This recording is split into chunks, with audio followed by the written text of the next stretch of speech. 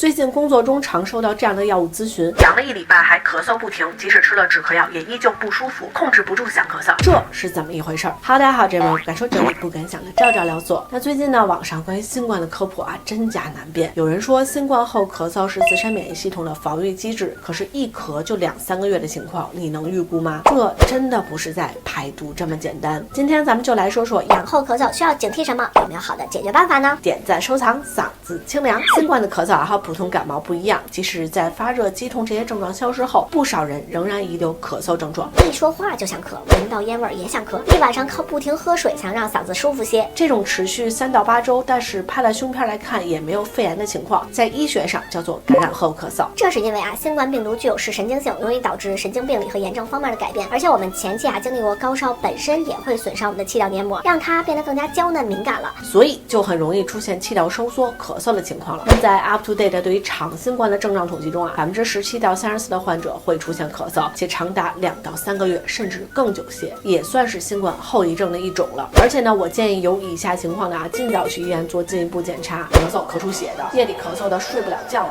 咳嗽症状一直得不到缓解的，有测过自己的血氧饱和度低的，咳痰多的，特别是咳出大量黄浓痰的，发热反复，其他症状进一步加重的朋友要去医院看看。还要特别注意家里有老人，年纪上了65岁的，有着慢性呼吸系统疾病、心脑血管疾病和肿瘤等基础病的，也要关注带去医院看一看。那新冠的咳嗽有很多种，并非身体在排毒任其发展这么简单，需要大家保有警惕之心。但是我们日常呢还是有咳嗽的缓解办法的，在你咳嗽不太重并不影响正常生活，并有在逐渐好转的情况下，是不必一定要用药的。亲测含薄荷糖睡前盐水漱漱嗓子有缓解效果。其次，在新冠病毒感染者居家治疗指南中陈列了干咳无痰、咳嗽咳痰的用药，大家遵医嘱在药师指导下使用。而对于感染后绵延多日的咳嗽我以自己阳了后的经验是，可以搭配中成药或者中药汤剂，使用一些抗组胺药或者说抗过敏药物，让气道不那么敏感，就不容易出现咳出眼泪甚至咳到吐的情况了。那还是要嘱咐药师指导下使用。那相信到这个时候，新冠不是大感冒这个事儿大家都深有体会了。感染后多休息，逐步恢复体力，祝早日阳康哦。